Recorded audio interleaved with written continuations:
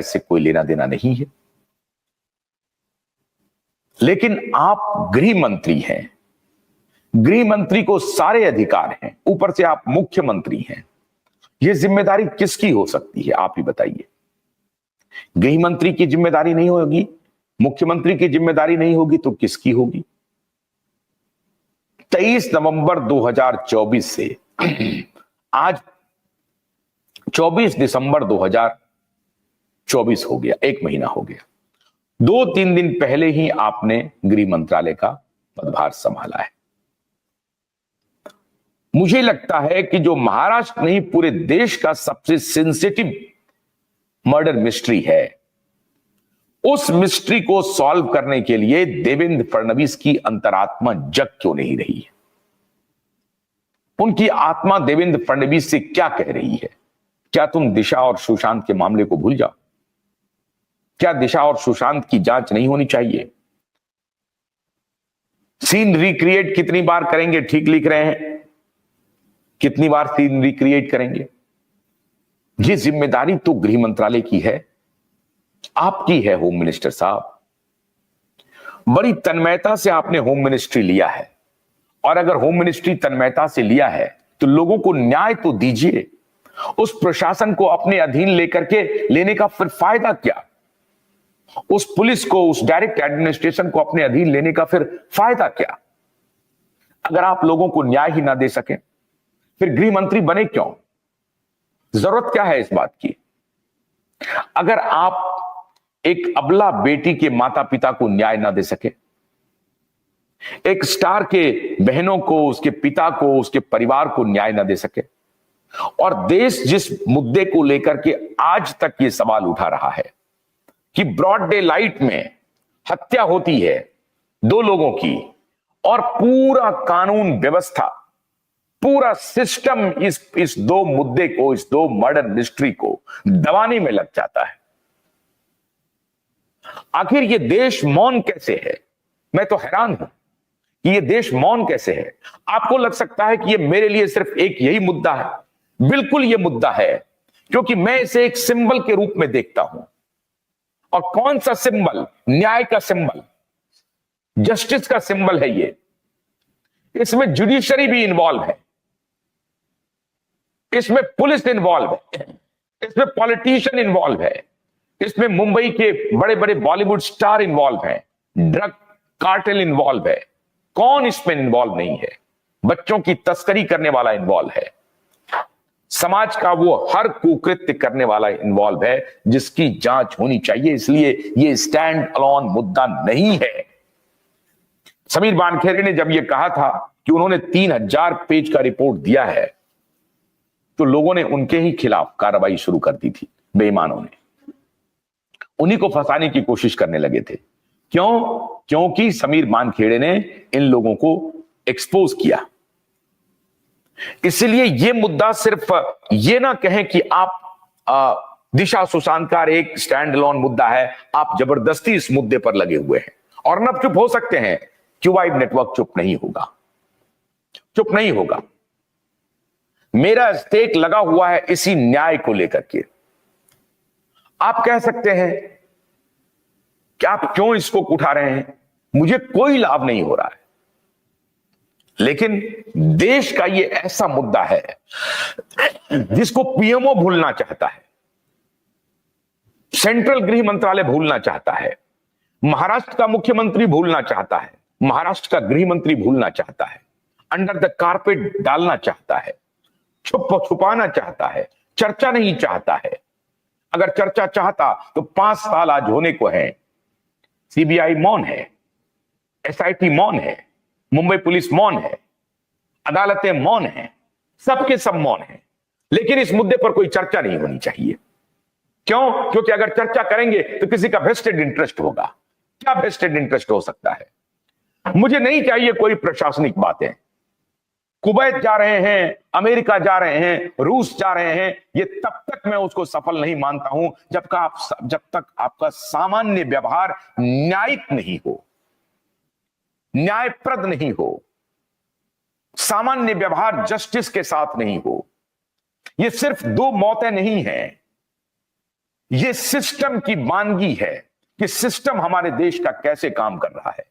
एक मुख्यमंत्री जो 2 साल पहले, जब वो खुद गृह मंत्री था, एसआईटी गठित करता है और 12 महीने तक एसआईटी मौन रहती है और फिर दोबारा उस स्टेट की जनता उसे जिता करके सरकार बनवाती है, फिर वो गृह मंत्री बनता है और गृह मंत्री फिर भी मौन है, फिर भी चुप है। और आप कह रहे हैं कि देश में सब कुछ भला भला हो रहा है, अच्छा हो रहा है, ठीक हो रहा है। आप दूसरी चिंता कीजिए, अनएम्प्लॉयमेंट की चिंता कीजिए, बेरोजगारी की चिंता कीजिए। आप दूसरी मीडिया संस्थानें हैं इसके लिए बनी हुई, करिए। मैं तो कहता हूं कि बेरोजगारी की समस्या इसलिए है क्योंकि ऐसे झूठे लोग सत्ता में बार बार जा रहे हैं और आपको झूठा बना करके जा रहे हैं, झूठ बोल रहे हैं, आपके साथ गद्दारी कर रहे हैं, झूठा आश्वासन देते हैं। इसलिए कुछ भी ठीक नहीं होगा। मैं देश के नौजवानों से अपील करता हूं कि आपको अगर आज आपके पेपर्स लीक हो रहे हैं, आज सरकार को बनाना पड़ रहा है पेपर लीक के खिलाफ कठोर कानून बनाना पड़ रहा है। जो कठोर कानून बना रहा है वही पेपर लीक करवा रहा है। 11,333 करोड़ का साइबर फ्रॉड हो गया और ये पकड़ नहीं पा रहे हैं। किस बात के गृह मंत्री हैं आप? किस बात के प्रधानमंत्री हैं आप? और ये सवाल आपसे नहीं पूछा जाना चाहिए। 9 महीने में 11,333 करोड़ का साइबर अपराध हो गया। जो रिपोर्टेड है, जो अनरिपोर्टेड है, उसका कुछ नहीं। लेकिन प्रधानमंत्री से सवाल मत पूछिए। क्यों? क्योंकि प्रधानमंत्री मंदिर बनवाने जा रहे हैं। मंदिर आपकी वजह से नहीं बना, मंदिर इस देश के जनमानस की वजह से बना है। मंदिर इस देश की अदालत की वजह से बना है। आप राजनीतिक लाभ ले रहे हैं, आप राजनीतिक लाभ ले रहे हैं प्रधानमंत्री जी। और सुन लीजिए प्रधानमंत्री जी, मैंने लोकसभा चुनाव के पहले आपको कहा था कि अगर यही आचरण रहा तो अभी 303 से 240 आए हैं, कब 240 से 182 पहुंच जाएंगे कहना मुश्किल है। इस देश की जनता को आप बेवकूफ मत बनाइए। मैं सनातन के मुद्दे पर आपके साथ खड़ा हूं, सनातन के मुद्दे पर आपके साथ खड़ा हूं। जो कुछ भी आप कार्य कर रहे हैं मेरा समर्थन है। 370 पर मैं आपके साथ खड़ा हूं, 35A को एबॉलिश करने पर आपके साथ खड़ा हूं, 3 तलाक को हटाने पर आपके साथ खड़ा हूं। वो हर अच्छा काम जो आप कर रहे हैं आपके साथ खड़ा हूं। लेकिन कोविड में जो आपने पाप किया उस पर मैं आपके खिलाफ खड़ा हूं।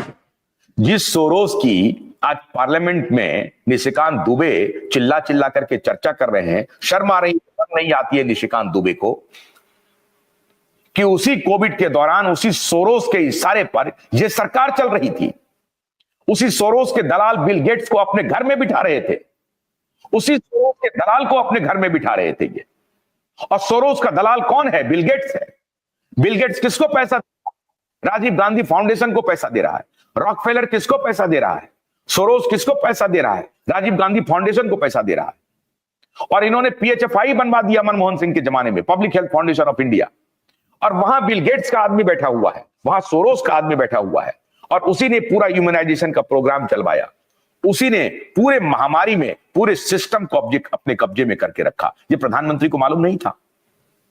जब जोर जोर से चिल्ला चिल्ला के हम लोग ये बतला रहे थे तो प्रधानमंत्री को मालूम नहीं था? सब मालूम था।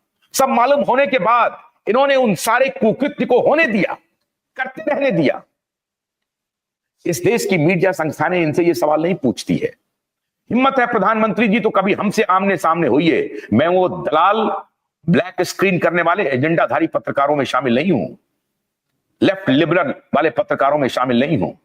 लेकिन मैं मुद्दों पर आपसे दो टूक करने के लिए खड़ा हूं। मुद्दों पर मैं आपसे सवाल आपको न पूछूंगा, ऐसा हो नहीं सकता, ऐसा नामुमकिन है।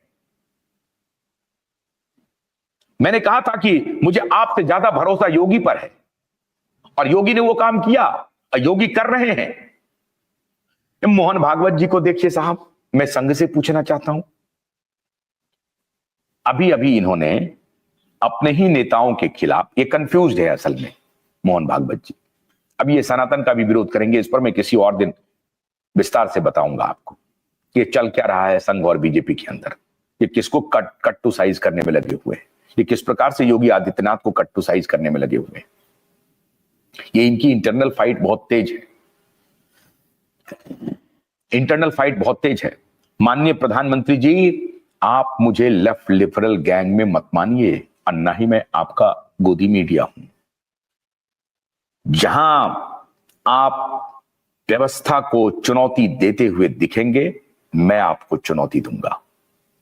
मैं आपसे सवाल पूछूंगा, आप फरमान जारी कीजिए गृह मंत्री महाराष्ट्र को और मुख्यमंत्री महाराष्ट्र को, कहिए कि अब एसआईटी के निर्णय